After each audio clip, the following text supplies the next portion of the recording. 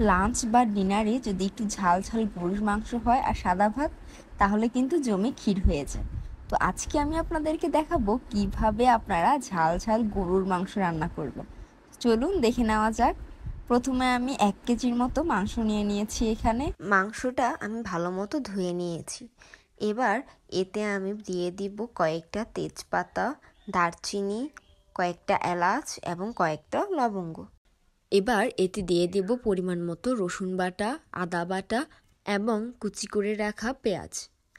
এবার এতে দিয়ে দেব পরিমাণ মতো হলুদ গুঁড়ো, মরিচ গুঁড়ো এবং পরিমাণ মতো ধনিয়া গুঁড়ো। এরপর দিয়ে দিব গরম মশলা গুঁড়া।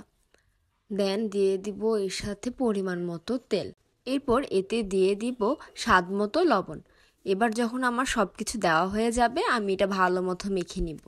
এই মাখার মধ্যেই কিন্তু মাংসের টেস্টটা লুকিয়ে থাকে। আপনি যত ভালোভাবে এই মাংসটা মাখবেন, ততই এটা মজা হবে। আর আপনি অনেকক্ষণ যদি মেখে রাখতে পারেন, তাহলে এর স্বাদ আরও বেশি বেড়ে যাবে। এবার আমি অন্য একটা কড়াইয়ের মধ্যে পরিমাণ মতো আবার তেল দিয়ে নিব। এরপর তেলের মধ্যে দিয়ে দিব পরিমাণ মতো কিছু পেঁয়াজ কুচি। পেঁয়াজগুলো ভালো মতো ভেজে নিতে হবে, যাতে হালকা বাদামি রং হয়ে আসে। এই পর্যায়ে যখন বাদামি রং হয়ে আসবে, এতে দিয়ে দিব কয়েকটা এলাচ। এরপর মেখে রাখা মাংসটা এই তেলের মধ্যে আবার দিয়ে দেব।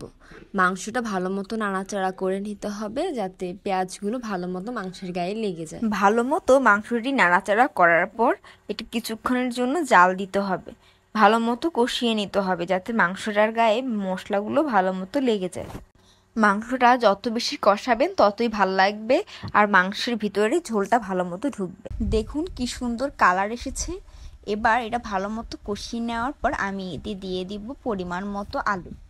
আলুগুলো দিয়ে দেওয়ার পর মাংসের সাথে আবার আলুটি ভালো মতো মিক্স করতে হবে।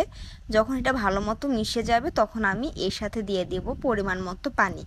পানি দিয়ে এটা ভালো মতো জাল করতে হবে, যাতে আলু এবং মাংসটি ভালো মতো সিদ্ধ হয়ে যায়। আমার তো এখনই খেতে মন যাচ্ছে।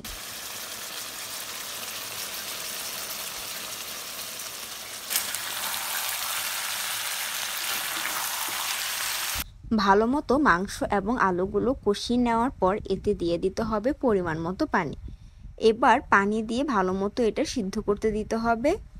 যখন পানিটা ফুটতে শুরু করবে, তখন আমি এতে দিয়ে দিব জিরার গুঁড়ো। জিরার গুঁড়ো সবসময় শেষের দিকে দিতে হয়, তাতে মাংসের ঘ্রাণটা অনেকটা বেড়ে যায়। প্রথমে যদি দেওয়া হয়, সেক্ষেত্রে জিরার গুঁড়োর যে স্মেলটা, সেটা নষ্ট হয়ে যায়। কিছুক্ষণ পরে যখন ঝোলটা কমে আসবে, তখন তৈরি হয়ে যাবে আমাদের গরম গরম মাংস। তো এই দেখুন ফাইনাল লুকটা কেমন এসেছে।